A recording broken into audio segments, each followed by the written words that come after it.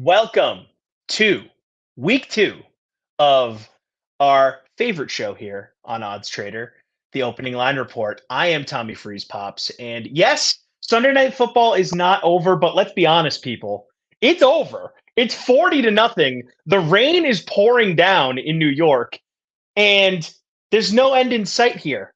I mean, the Cowboys are just going to keep putting the points on here. There's 9 minutes and 24 seconds left at the current moment.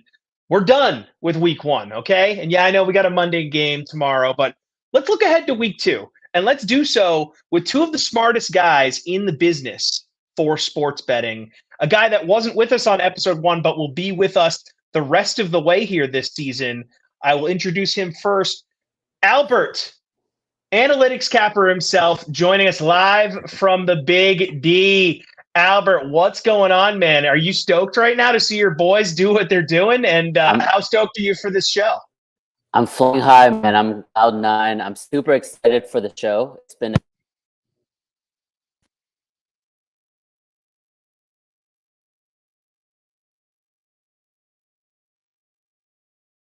on national TV. So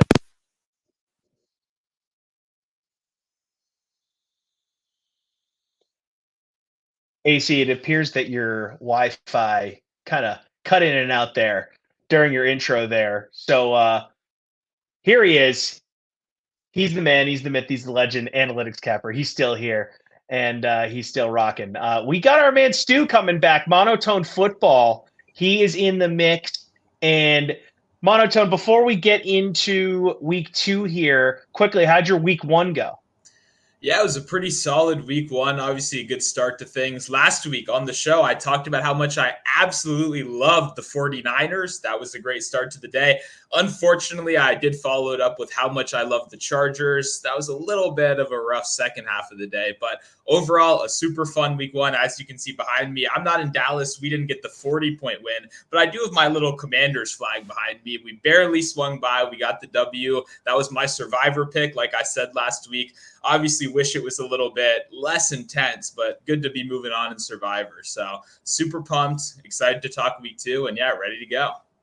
And as I mentioned, Washington should not be a 7-point favorite against anyone. So you should have listened to me there. And my guys, the Pats, I'm taking the moral victory, and we'll get to that a little bit later. I'm going to go ahead and give ourselves a W in the moral victory column for today. But anyways, that's enough about week 1.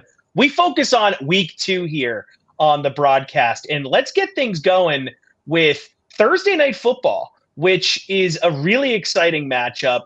Minnesota is a 7-point dog heading to Philly, which is a little surprising. It's kind of a big number. The money line, you can get Philly at minus 305 and Minnesota at plus 245, the total at 49 points at the moment. And guys, I don't know. That just feels like a really big number. I know Minnesota was not impressive in any form or fashion today, but Minnesota has talent. And Philadelphia, it wasn't like they came into Foxborough and blew the doors off. So, AC, I'll throw this to you to get things going here.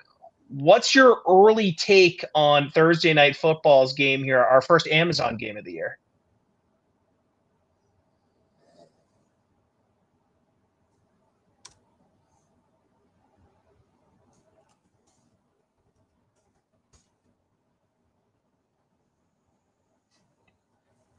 And AC, it does appear that your Wi-Fi or something is cutting out here. We're not hearing you here. So I'll throw it to Stu here first. AC, why don't you jump out, jump back in, see if that helps us out here on the StreamYard.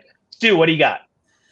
Yeah, this is a very interesting one. Obviously, the Vikings are not a team I really want to get on here and kind of come out and defend, but that 7.5 number is a little bit crazy. I definitely don't think I'm going to be coming in on the Eagles side. What I will say is we got to look at the turnover differential. The Vikings didn't play great football this weekend, but they did lose with a minus 3 turnover differential, which is pretty freaking hard to overcome. So obviously, now that we look at another week, we're hoping Kirk Cousins doesn't have those same kind of inconsistencies right here. For me, me, I think it's kind of a Philadelphia teaser game. That's what I'd be looking at personally. Tease Philadelphia down. You obviously have plenty of options for the whole weekend slate, considering this is the Thursday night primetime game. And that's probably what I'm going with. Obviously, the Vikings, not a great start to the season. You don't ever want to lose to Baker Mayfield. That's not how you want to start your whatsoever. But we got to remember they had 2 red zone turnovers. That's not going to happen every week. It's kind of funny though, right? The Vikings last season were the team that got incredibly lucky, and now they started out the season pretty freaking unlucky. That being said, I don't think we just saw the Patriots. Your Patriots were 4-point underdogs. Are the Vikings really 3 points worse than the Patriots? I don't think so. No, I don't either. And I feel like this number is going to drop during the week. So if you like Minnesota, get it now, because 7 is a ton of points to give a team with an offense that good.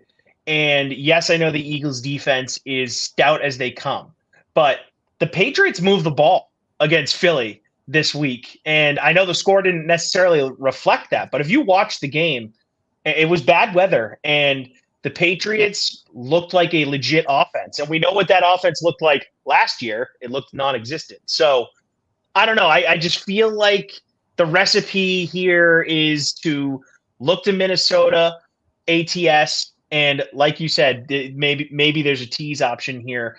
Why don't you throw in some props here while we wait for AC to get back on the broadcast? Because I think that there's always going to be fun prop options when we got a guy like Justin Jefferson in the mix. Yeah, no, I mean, obviously Justin Jefferson, 150 receiving yards, and that's in a bad game, right? That's when he only had, 12 receiving yards in the second half. So he's always someone you're going to want to look at a negative game script. For me, the biggest thing is this running back room, right? We kind of had no clue what the case was going to be coming into the year with the Eagles. Everyone's trying to guess. Is the Gainwell momentum really legit from the preseason?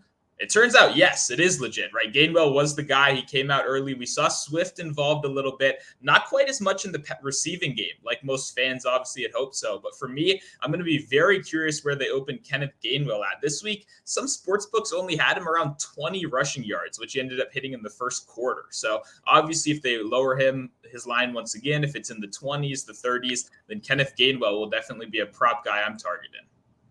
Yeah, the Eagles running back room is always kind of all over the place. So that'll be fun to watch that market. AC, you are back. Give us the goods for Thursday night football. Yeah. We got you, buddy. Awesome, what do we think for Thursday night?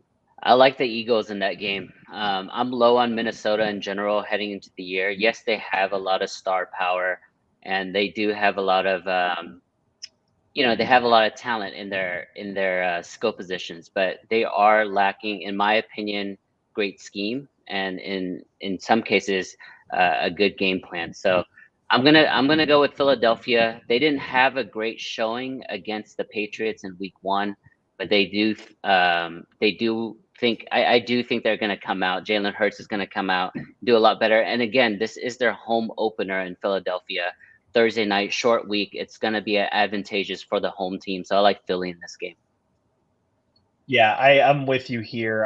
I just think that the Philadelphia Eagles are one of the best teams in football. And like you said, they didn't have that dominant game in Week 1, but they are loaded. I think it's going to be a closer game than 7 points, but I do think that Philly takes care of business here.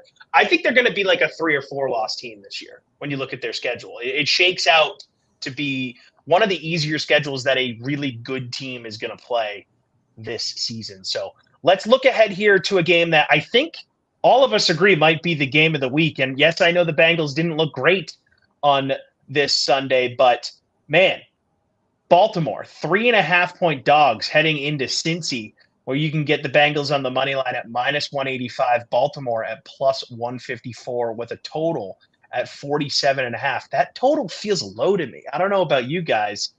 Stu, let's go to you here. What do you think about this game going down in Cincy in the mighty AFC North?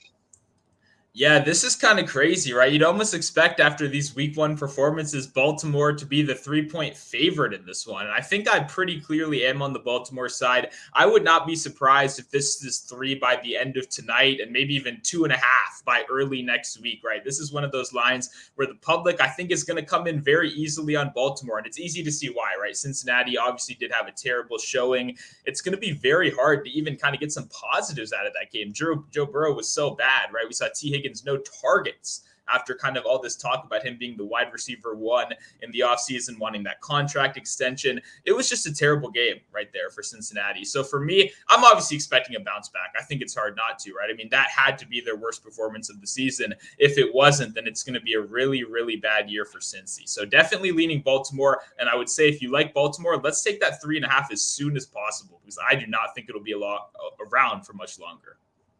Yeah, and I do think that the weather did play a factor. I think I may have already mentioned that. That was a really weird weather game. A lot of weird weather games happening east of the Mississippi in week one here. AC, where do you go here for Baltimore at Cincy? Yeah, honestly, both teams underperformed. One team won, one team lost. Baltimore was lucky; they played against the Houston Texans. CJ Stroud's first game, so that was kind of an easy win. Unfortunately, it looks like a pretty serious injury for J.K. Dobbins. I don't know if anything's been confirmed there yet. That's really tough for him. They also didn't have Mark Andrews, which a lot of you guys know who follow the Ravens. That's like half their passing offense.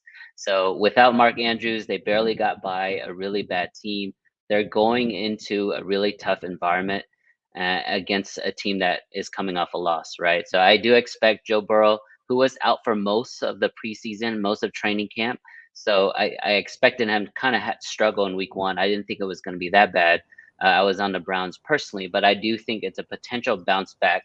That hook is really tempting to take as if you are a Ravens backer, but I would probably wait closer to game time because it might jump up to 4.5, in my opinion. Yeah, I think that the Ravens, look, they were heavy favorites against Houston in week one here. So anytime you see a line that big in week one, it just is a little bit scary to me. Obviously, we've seen some blowouts. We're watching a blowout as we speak here on Sunday night. But, Lamar doesn't ever really play in the preseason, right? And then they come out and now they have to be full go here without his binky, Mark Andrews, right? So it was a weird game. So I'm with you guys. I feel like the plus 3.5 for the Ravens is a way to go here. But man, Cincinnati, that's 2 years in a row where they're coming out of the season pretty slow. So maybe that's just what these guys are going to be moving forward, as a team that kind of starts out of the gates a little bit slow. They figure out who they are, and then they're off to the races. But again, it is early, very early in the NFL season. All right, let's take a look at another disappointing team from week one. Well, the receivers were disappointing. It's the Kansas City Chiefs. They're heading to Jacksonville, who got the dub in Indianapolis today. But the Chiefs are the favorites at the moment, 2.5-point favorites heading down to Florida, the money line. You can get the Chiefs at minus 155 and Jacksonville at plus 130 with a total of 50. I like the over because I just want to root for an awesome game. I like to get the positive vibes out there for a big, high-scoring affair. I could see, a Jaguars angle here and possibly have Kansas City go 0-2 to start the year. I don't think it's totally crazy. Stu, talk me out of it. Yeah, I like Kansas City on the bounce back right here. I don't think that Jacksonville box score maybe tells the whole story. If you look at it, 10-point victory against a divisional rival, that's pretty good, right? But in reality, a lot of that came on that kind of last-second score right there. It was even looking like the Colts were in a pretty comfortable position at a certain point, right? And that's all with Anthony Richardson, who's widely regarded as a prospect quarterback making his first ever start. To me, to be completely honest, Jacksonville was not a team I was very high on coming into the season either, right? I know a lot of people are kind of expecting Trevor Lawrence to take that superstar step right here. Calvin Ridley having 100 receiving yards in game one is obviously going to be tough. What I did like from Kansas City, though, those corners were fighting out there. Kansas City has a very young corner group out there. They overperformed a little bit more than I expected. I know it was going against a rougher Lions wide receiver core, and they're definitely going to need to step up this week. But overall, I think a lot of people are going to be low on Patrick Mahomes. We could be getting Travis Kelce back, right? We're not 100% sure. It seemed like Kelce wanted to play in week one. It was the doctor's decision. It was an inflammation issue. So if we have all week for Kelce to rest, hopefully he gets out there for week two. That's obviously a huge deal with how bad those receivers are. But we got to remember, to have that many drops, you got to be getting open consistently, right? They were open so much. If you look at the PFF grade for those wide receivers, you might think some of them actually had good games, right? So I'm expecting a little bit of regression in the drop category. I think the Kansas City offense looks a little bit better. And hey, if you like Kansas City, don't bet them right now. The public is going to like Jacksonville. They're going to be very impressed with what they just saw, and they're not going to be impressed with Patrick Mahomes in prime time. So if you like Kansas City like me, I think I'm going to be waiting a little bit and seeing where that number goes. Stu, if you think there's a regression in drops, there's only one way to go up, right? I mean, that was such a terrible performance from the Chiefs wide receiver, Tony, all the way down, not just him. But one thing that Stu did mention, the potential comeback of a return of Travis Kelce. That's not only the security blanket, but also the number one priority weapon in Kansas City.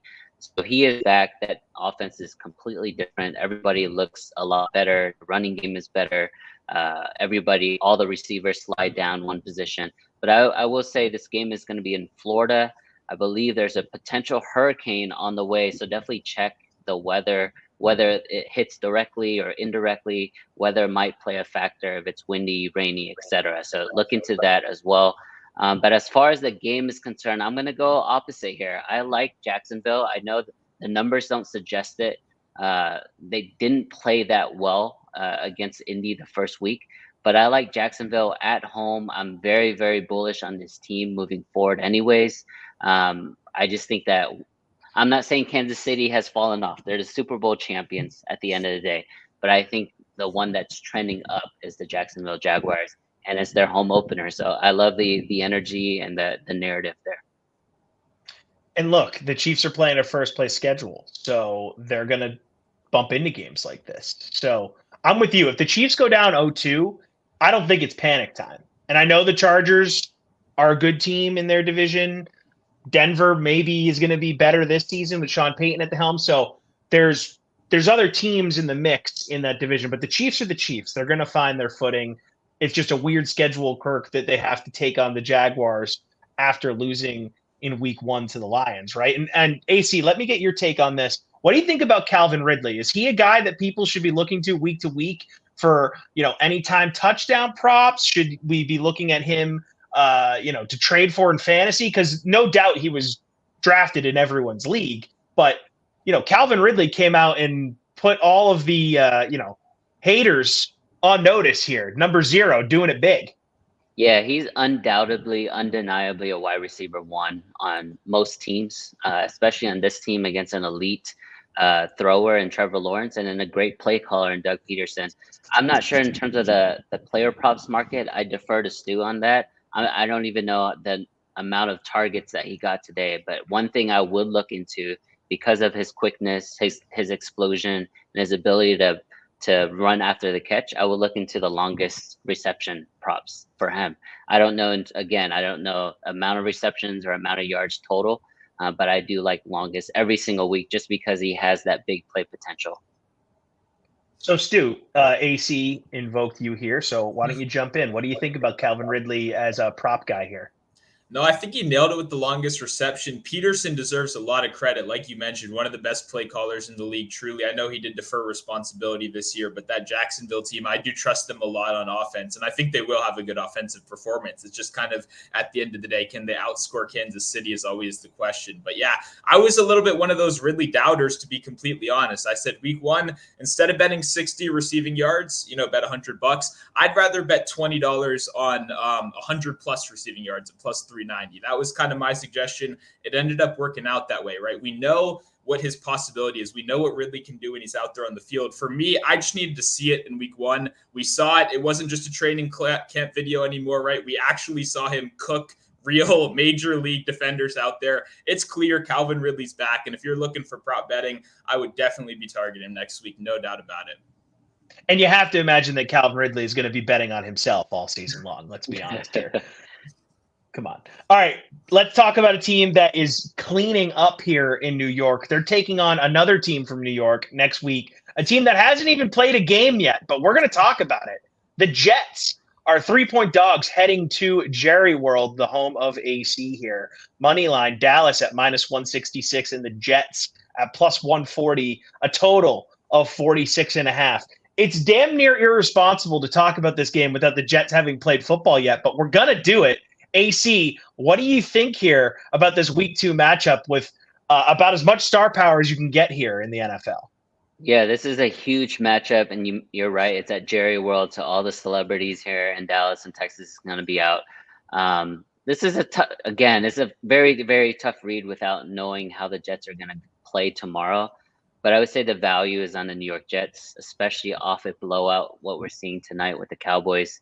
You can only expect the public to continue to love the Cowboys moving forward after a game like tonight. So I would say the Jets, unless they also blow out the Bills, which would also be a very, very big statement because we know how good the Buffalo Bills are. So it's more of a wait and see. I do think that I do think Michael Parsons is going to give Aaron Rodgers a lot of trouble because he's not going to be, and he's not as mobile as he used to be. And I think he's even less mobile than what we saw tonight in Daniel Jones. So I don't know. It's really going to depend on how the Jets do tomorrow. But right now, my initial gut says Jets +3. And we all know Aaron Rodgers owns the Dallas Cowboys. Stu, what say you? Yeah, this is going to be a super fun matchup. These are two of my highest rated defenses in the league, right? We know not only are these two teams stacked with like studs, right? They have the top end guys, the Diggs, the Gardners, the Parsons, the Johnsons, but they also have depth, right? These are two of the deepest defenses in the league as well. So for me, what it really comes down to is what kind of quarterback do you trust against an elite defense, right? I know Dak Prescott can be a solid quarterback. The interceptions have been a huge problem, and I think that could bite him in the butt in this matchup. What we really need to see is how does Aaron Rodgers deal with this Bills defense in week 1? Because to me, if he handles it at just a somewhat respectable level, then I'm going to be tasked, or I'm going to be trusting Aaron Rodgers this week. Because at the end of the day, who would I rather take against an elite defense, right? Is it Aaron Rodgers or Dak Prescott? Right now, off the top of my head, it's Aaron Rodgers. But luckily for all of us bettors, he has a chance to prove himself against that Bills defense tomorrow. So like you said, we need to see a little bit more right here. But for me, the early lean is on the Jets as well. Two super strong defenses. To me, it's just what quarterback you trust under the lights in a very tough matchup. AC, do you have any Cowboys futures here? And do you feel really good about it at the moment? I mean, as a Cowboys fan, I know as a Patriots fan, I like to get a little action on the Pats, as early as possible just because it's fun. But I mean, I got a Cowboys ticket right after the Super Bowl last year, I think at like plus 2,200 to win the Super Bowl. And I'm feeling really good about it at the moment with a 40-0 victory at the Meadowlands. How do you feel about your boys as the game goes final here with us live on OddsTrader?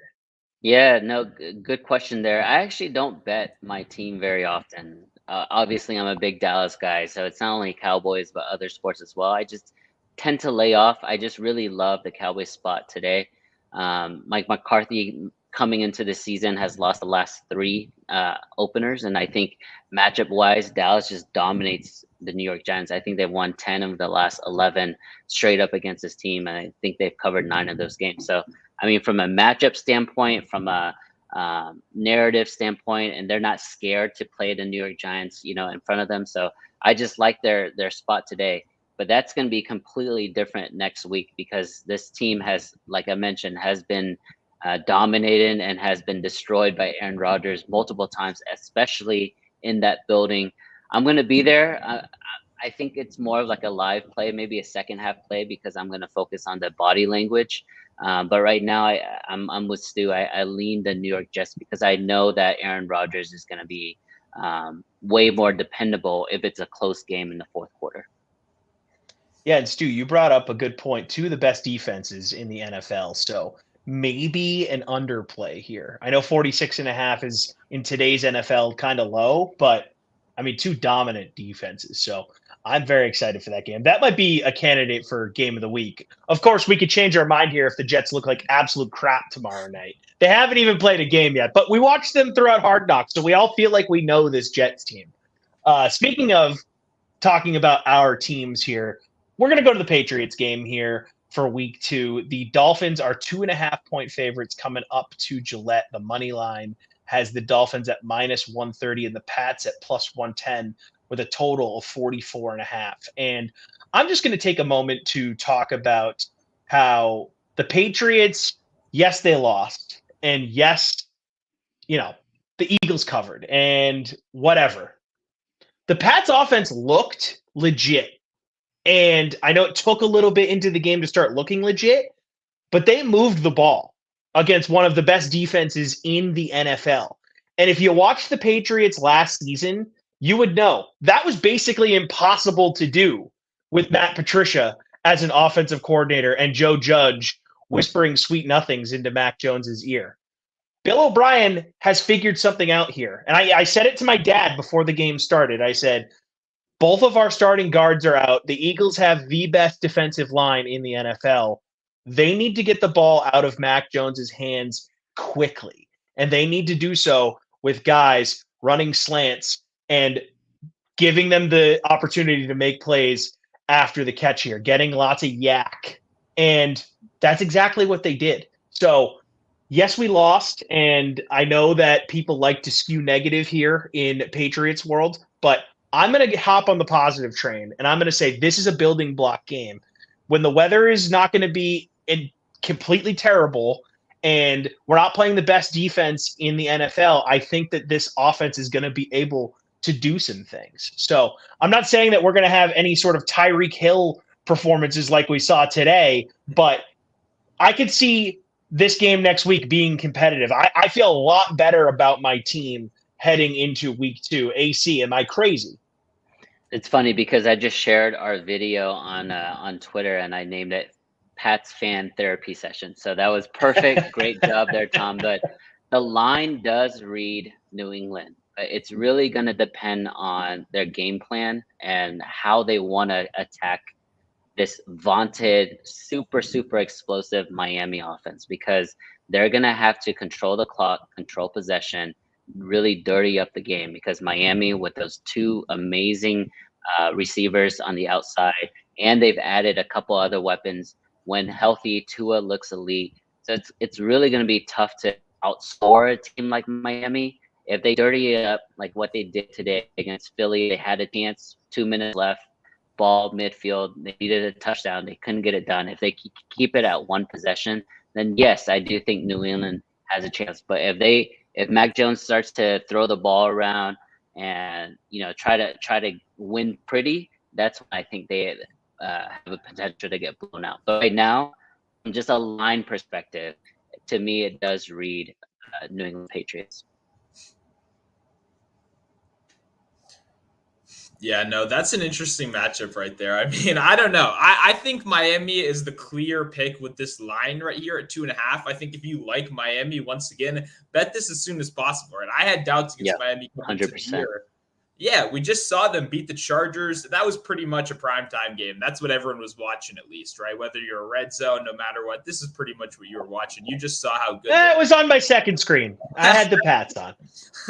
But at the end of the day here, for me, the Patriots did look good. I agree with you. I would actually write this off as a fairly positive game as well. It's just, how can you contain such a high-level offense like the Dolphins, right? Do you have the personnel to slow down a guy like Tyreek Hill? Not that I'm sure anyone in the league does, but I'm not so sure right here. I think this is going to be a bit of an offensive explosion for the Dolphins. The question is, can that hard-nosed, like AC said, that ugly Patriots defense, can they make this game ugly? Because, right, Miami just saw a finesse team. The Chargers do not get down in the trenches. They want to outpass you, right? New England does not want to do that. They want to get ugly. They want to get in the trenches. I'm not sure if they're going to do that, because to be able to do that, you got to slow them down. And slowing down Tyreek Hill is a pretty freaking hard thing to do right now. So, yes, Stu, my initial reaction there is I agree with you. I think Miami is by far the superior team. Sorry, Tom. By far the superior team. But I get it. Why is the opening line on the other side of such a key number of 3, right? If this was -3.5 New England on the -3.5 for Miami on the road in New England, I would bet easily Miami today, right? But it's just a little bit perplexing for me that it's at -2.5. I hate short favorites in general in the NFL. I think those are very just wish-washy, if you will. But I do think the total is correlated. If you like Miami, you're gonna like the over. If you like New England, you're gonna like the under. So definitely play it like that. If you want to parlay both of them, I'm not a big parlay guy, but look into those type of edges.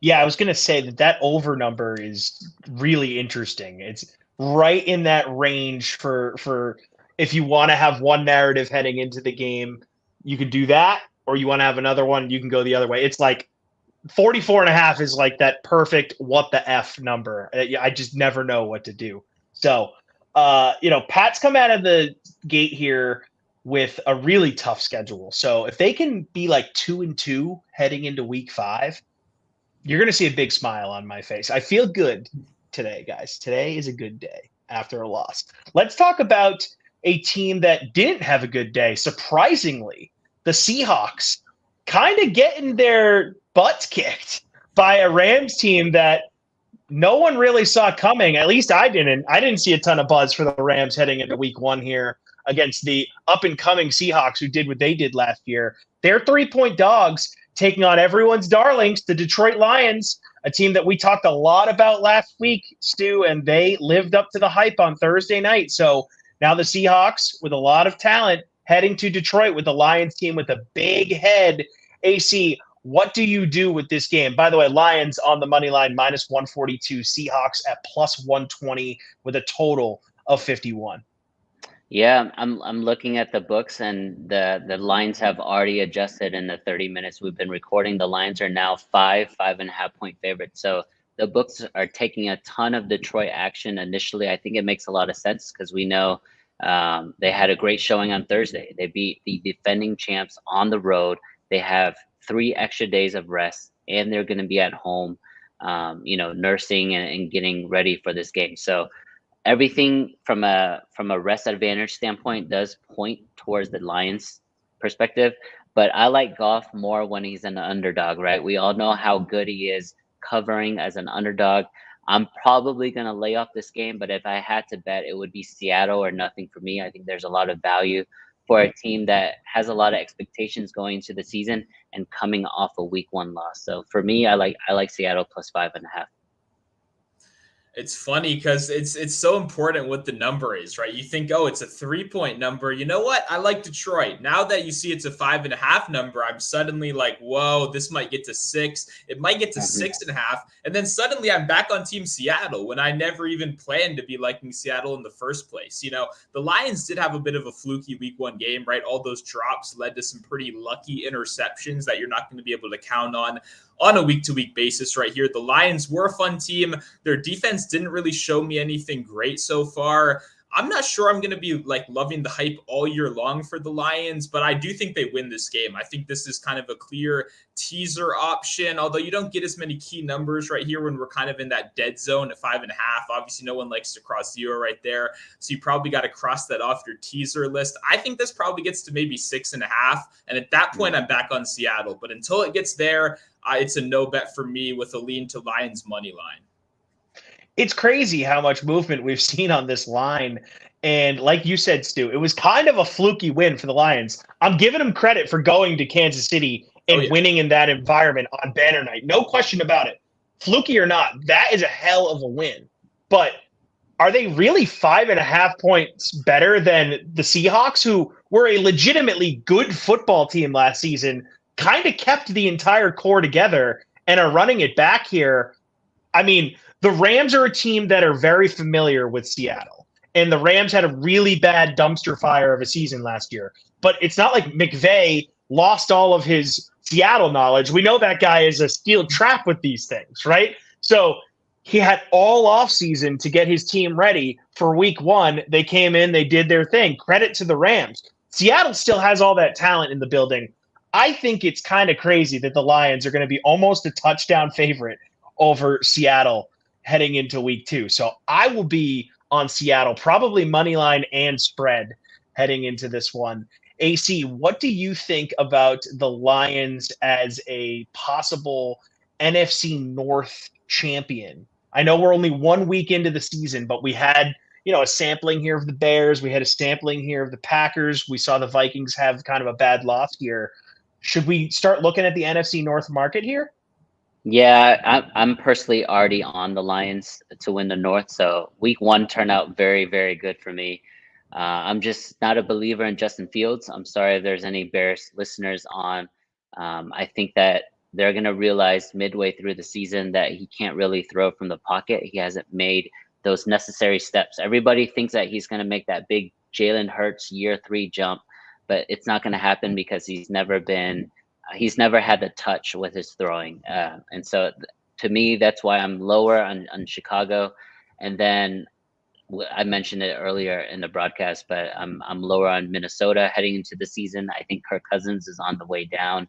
And I think there's a lot of big names there that keep that team afloat. But I think there's a lot of gaps or inconsistencies. The big question mark now is Green Bay Packers, right? Jordan Love had a really good showing. Obviously, it was a bad, Chicago team, and they got a ton of help from their defense.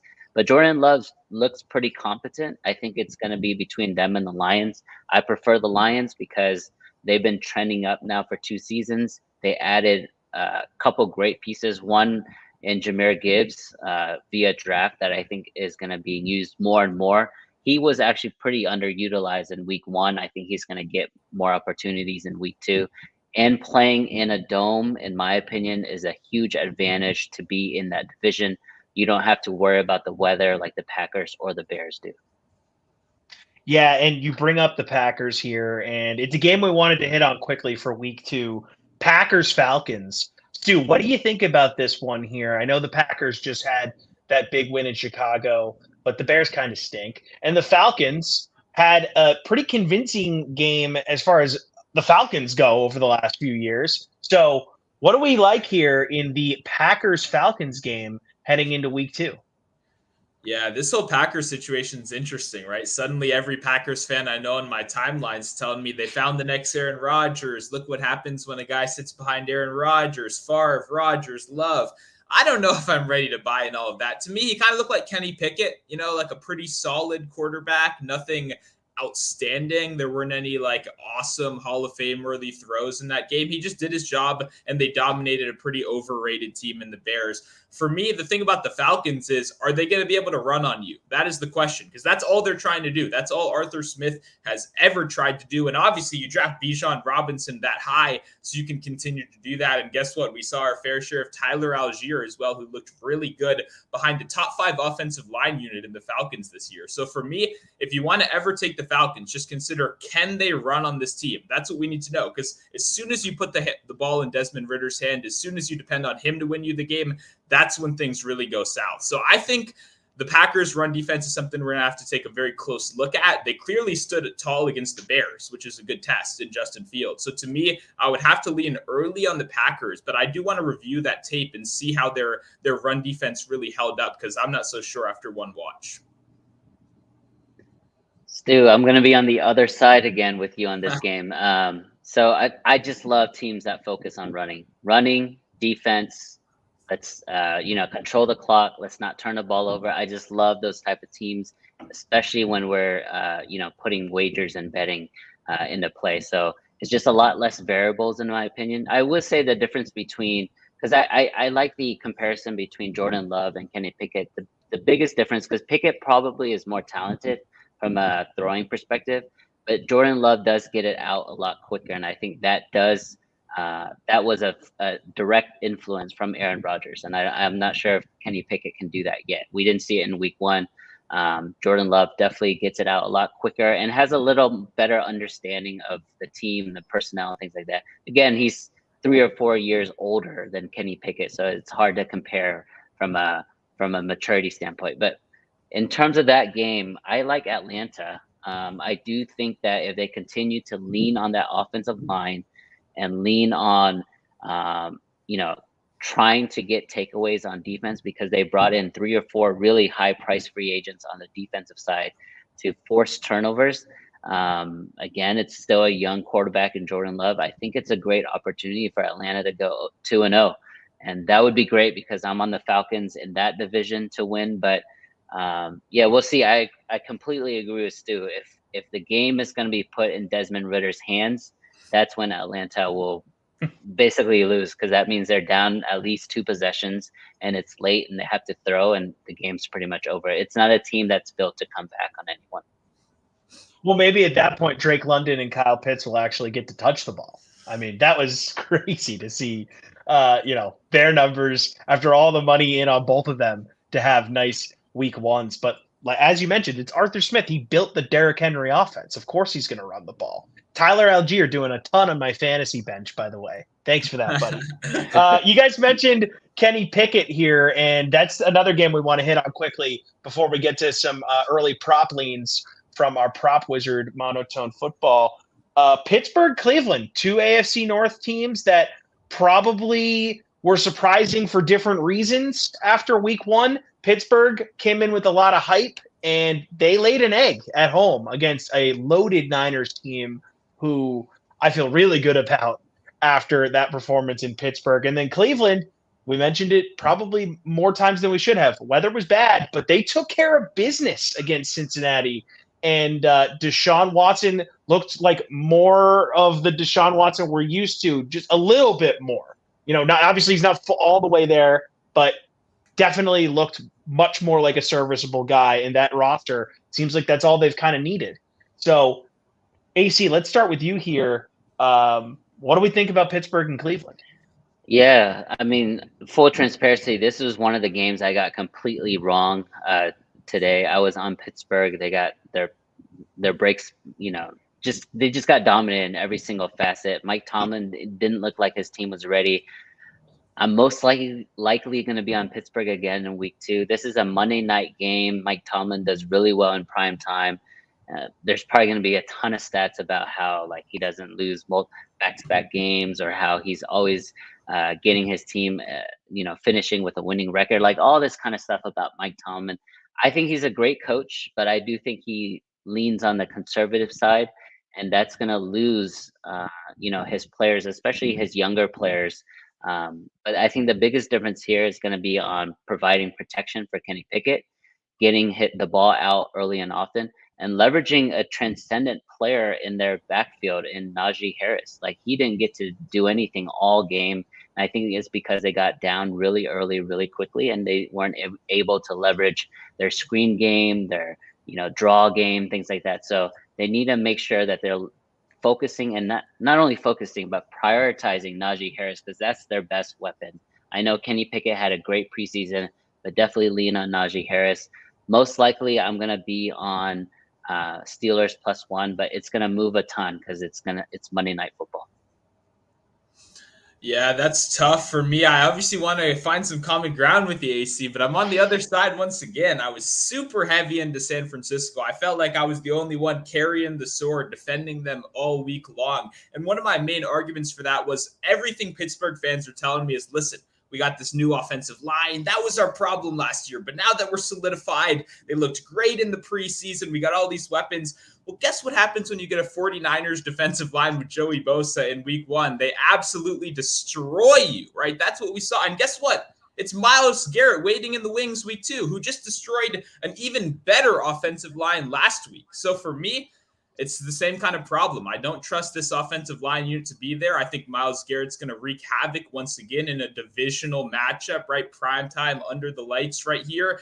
I just trust this Cleveland side a little bit more, even if I don't trust their quarterback quite yet. I still haven't watched the Deshaun Watson tape. I was notably a hater of his before the week. You mentioned you got that side wrong. I got the other side wrong. I was on the Bengals, and you did not want to be on the Bengals this week. So for me, I got to see the Deshaun Watson tape, see how much he impresses me. But at the end of the day, it's just that defensive line that I trust in this matchup. It's funny with the Bengals doing so poorly and the Vikings doing so poorly. Fantasy football, Justin Jefferson, Jamar Chase, these guys were both getting drafted top 3, top 5 across the board in a bunch of full point PPR leagues. just duds across the board here. What a weird week 1 was. But AC, we know you got to go. Thanks for joining us in week 2 here. We will see you again next week. Good luck with your bets. And thank you for the knowledge. And hopefully you guys were able to take some advantage here of AC's expertise. AC, we'll talk to you next week. Yep. Thank you for having me, guys. Good luck. Thank you, brother. All right. So we have our man, Stu, Monotone Football, and he has early prop leans for us. Stu, give us the goods. Who should we be looking out for as soon as those markets open up, and where are the spots that people can take advantage of? Yeah, one I'm going to be looking for off the bat is Anthony Richardson to get in the end zone once again. I want him for a rushing touchdown. We saw him come out there in week 1, get the job done instantly. A lot of flashes of Cam Newton just when he's out there running. If you kind of squinted a little bit, you're a little bit far back from the TV, it looks just like him, because not only is he extremely fast, right? He's one of the best athletes we've ever seen. He's extremely tough as well. He's got that Josh Allen, Cam Newton, lay your shoulder down and run through somebody, which is absolutely what I want in the red zone in these kind of situations. So for me, that's a kind of obvious pick right there. I think he's probably going to open up in the maybe plus 180, plus 190, hopefully a plus 200, but that's a little greedy, right? But I bet as the week goes on and on, that number is going to be nowhere as good anymore, because people are going to want to bet Richardson, obviously. And just so you're clear, the injury stuff did pop up. Everything I've read so far said that he will be good for next week. So I'm not overly concerned about the injury stuff. If anything, we might be able to get a slightly better line. I'll now pivot to a Patriot right here. Ramondre Stevenson was super involved in the receiving game. That is not a new trend. What did Austin Eckler just do to this team? He just destroyed them through the air, also on the ground, right? Austin Eckler had a great game, but we know he's one of the best receiving backs in the league. Ramondre was a guy that was constantly priced in the high 30s in his receiving numbers last year. We know he's a guy that can get the job done there, and I think that's going to be extremely important for the Patriots moving the ball down the field. You obviously mentioned those short developing routes. Let Mac Jones get the ball out of his hands really fast. I think Ramondre Stevenson in the receiving game is going to be a big deal. One more thing, one final thing. My Washington Commanders, you see it's right behind me. Brian Robinson out of the backfield. I backed him for rushing yards. Barely cashed for me this week. What I noticed, he is running way more routes than last season. He ran just as many routes as Antonio Gibson in game 1. Antonio Gibson's supposed to be our J.D. McKissick back, right? So I love that route participation. It's very consistent with the preseason where he was running routes as well. Brian Robinson is sneaky part of this receiving game. And obviously Antonio Gibson fumbled in game 1. That could be another negative against him heading into game 2 right here. Brian Robinson's receiving yards probably only going to be like 8.5, maybe 7.5. I think we can get great value on that.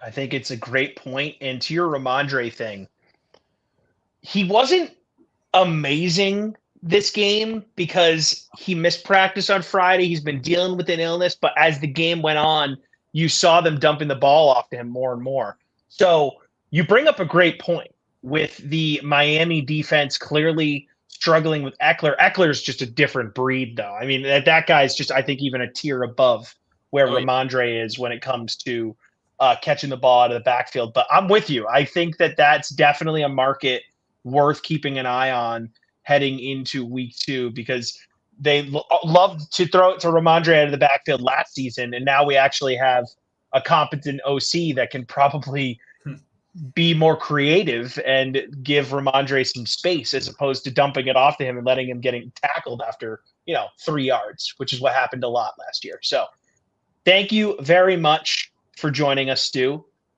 You are one of the best in the business at what you do, so we appreciate your knowledge, and we look forward to doing this again next Sunday night. And hopefully we're doing so after a much more competitive Sunday night football game, because this was horrible.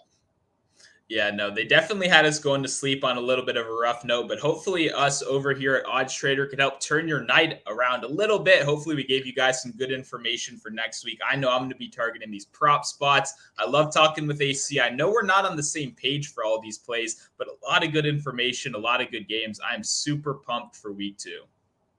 Yes, and you guys need to go ahead and download the OddsTrader app. We have the best in-class sports betting AI. It is predictive AI. It's going to give you the team that will win the game. It's going to give you the team that is going to cover the spread. It's going to help you out with props. It is an awesome tool to use to help you bet weekly on the NFL, daily on MLB, any sport you can imagine. OddsTrader's where it's at. Go to Apple, Android, Google Play, wherever you download apps for whatever phone you have.